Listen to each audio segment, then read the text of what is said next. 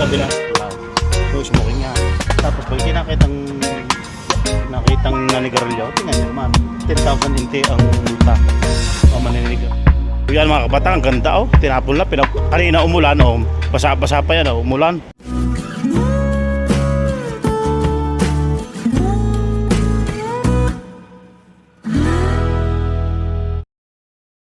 So yun mga kabataan yun, magandang hapon sa inyo lahat.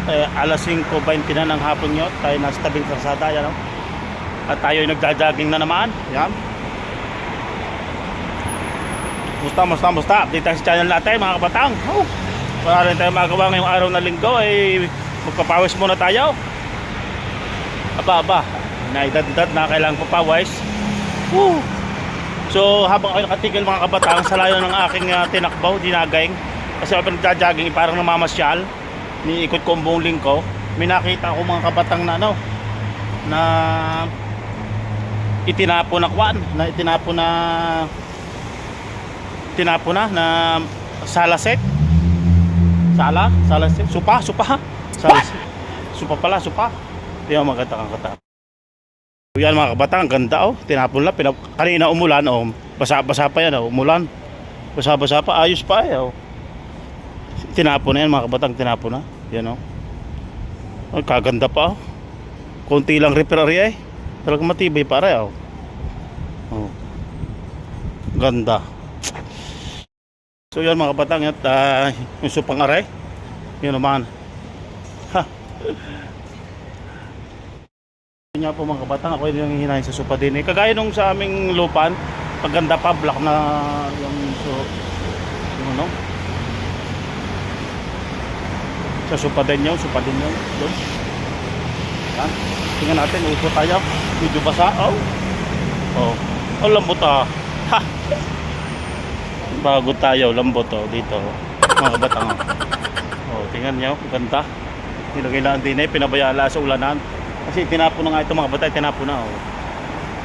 Tapos, ang ganda pa. Pero pag na-repair ito, yung balat lang, i-repair lang yan mga kabatang. Pag na-repair, sobrang ganda na yan. Leather leather siya leather siya mga kabatang. Ayan ganda. Ganito talaga mga kabatang. Sa Taiwan yung mga ganyan tinatapo na. Meron pa nga nakita doon yung tinapo na rin, ganda pa. Dami ko nakikita ang ganyan na tinatapo na tingnan mo, ganda pa ng likod. Yung likod tingnan mo, nakasira-sira ang likod. Napakatibay pa niya ng likod yung harap laang medyo may damage sa konti, pero pag na-repair napakaganda, sobrang tibay pa. Grabe. So habang ako'y nagja-jogging, nakita ko tingnan mo, ganda yan yan naman niya.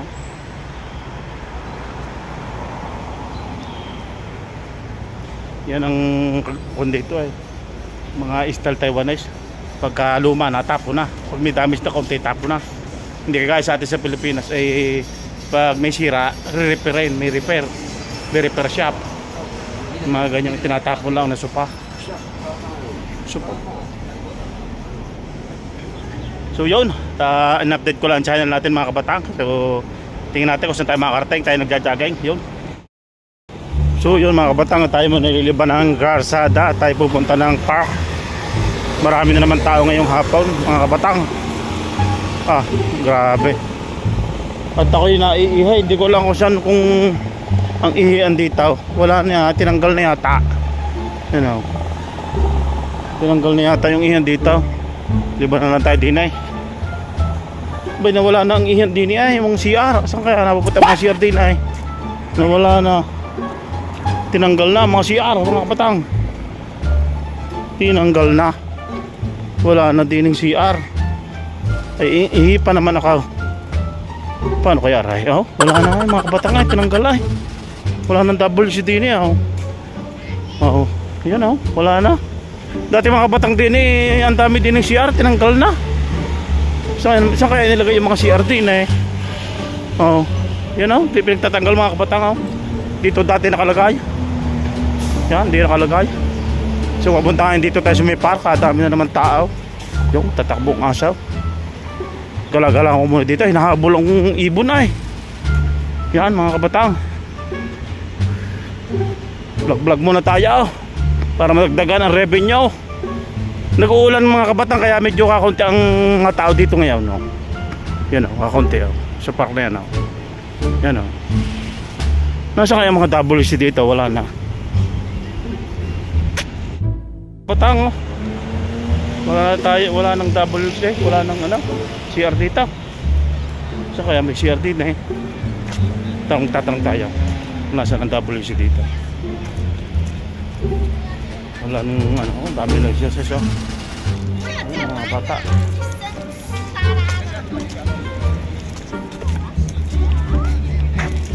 Wala ang ay, wala na ang WC mga kabatang. Wala na tayo na iyan dito. Grabe. Wala na. Wala na ang WC. WC. Saan nilagay mga WC din eh? Wala na oh. Nagja-jogging mga kabatang oh. Mga batuta. Yan oh. Kabot tayo na naman ng park. Grabe. Wala eh. Punta tayo ng CR. Medyo malayo-layo ang ating pupuntahan ng CR na yan. Yan mga batuta. Dami ng palang tao din eh. Mga naglalaro. Yan mga nagpipiknik mga kabatang oh. May nagiinom pa. So yung mga kabatang pagka linggo ganyan, mga nagpipiknik sila. Mga nagiinom-inom dito sa park. Pwedeng mag-inom dito sa park mga kabatang eh. Yun ang CR nakita ko rin. Oh. Yun ang CR nakita ko rin yan. Napakalayo ng CR na yan. Tinanggal na kasi yung CR doon sa kabila. Dito naman ito hindi matatanggal eh, talagang naka-konektado na CR na aray. Oh yan. May museum pa din eh oh. Yan.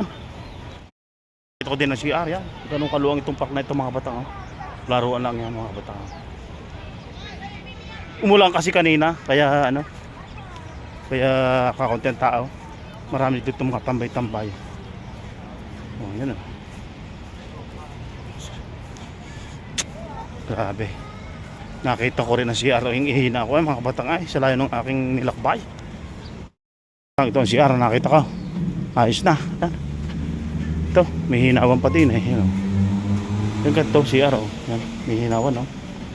CR ng babae ay. Dito tayo, CR ng lalaki. Wala ay. Yan, pwedeng kuhan. Yung CR. Yan. Ito yung mga batangin naman tayo. Mas manginta ng kamay. Busin ko ito para tapon.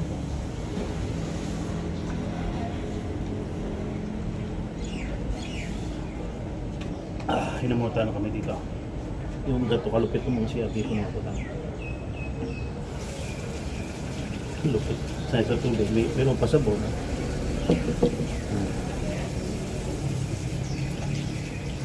Minsan ganito sa Pilipinas.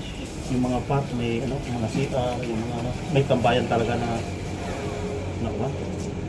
Yung nakagandahan dito eh. So yun mga batatabang kumuha natin ito. Meron dito yung mga basuran dito yan. Kaya hindi makalang. Tapon mo lang yung basura mo. Tambay-tambay kaya mga batang. Ito yung bawal pa manigarilyo. No smoking. No smoking yan.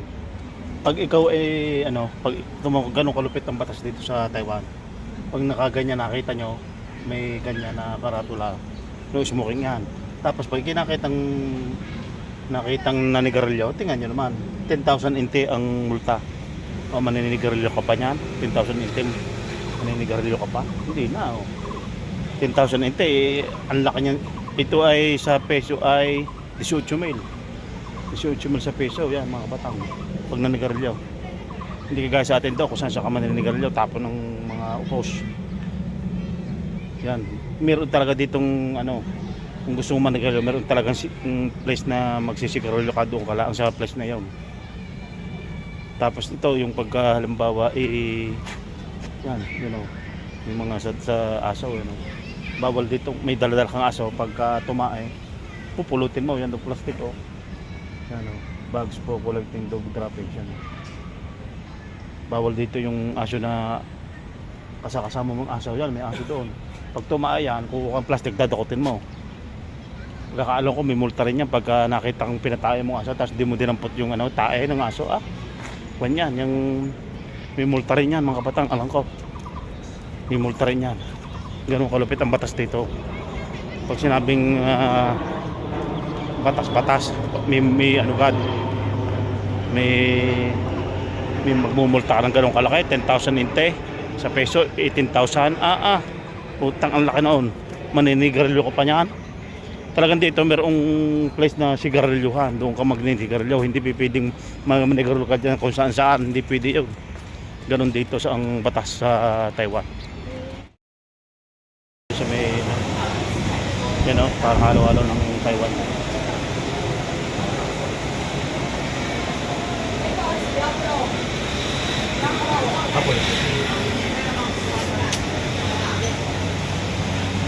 Tayo daw magpa-video. Mainit. Kaya tayo magkahalo-halo muna ng Taiwan. Halo-halo muna tayo. Tingnan natin kung anong lasa ng in-order natin. Para yun ang halo-halo ng Taiwan ay may iced tea siya. Sari-sari. Pero ito na. Yan. Mga batang ito, may ice siya. Ice. Tapos sari-sari ang lahok niya. Parang halo-halo na ito sa sa atin. Ang daming lahok.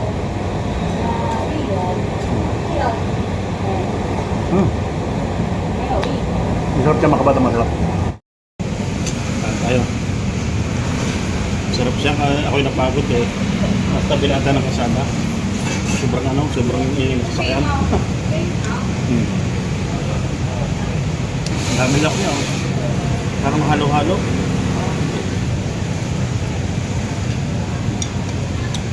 Tama-tama sa pagod.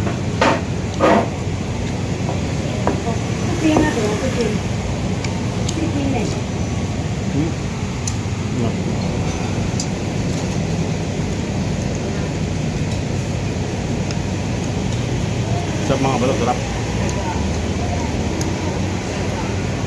Pawi ang uwa mo ito.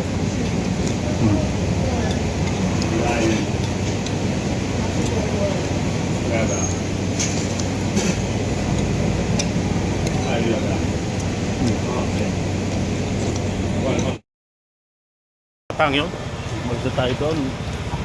Nakapag-video lang tayo ng mga ilang minuto doon. Yung hindi ko alam mga kabata kung yung alam ko doon halo-halo ng Taiwan. Kasi may ice siya. Yung kagaya ng nilalagay din sa sa halo-halo sa Pinas. Tapos sari-sari ang lahok. Matamis siya, matamis. Basta ang alam ko doon, hindi ko alam kung anong tawag dito sa Taiwan eh. Basta ang tawag ko halo-halo ng Taiwan. Masarap siya, masarap. Kasi maraming lahok siya na matatamis na parang merong kumbaga sa ating bilo-bilo na may ganon. Iba-iba ang kulay ng parang bilo-bilo na gayon. Iba-iba ang kulay. Marami siyang lahok, may mga parang ano ba tawag to? Yung parang sa yogurt yun, ganon. Na kwan. Masarap siya mga kapatid, masarap. So yun mga batang yun, in-update ko lang ang channel natin ngayong araw ng linggo. Maraming salamat sa panonood. Bye bye.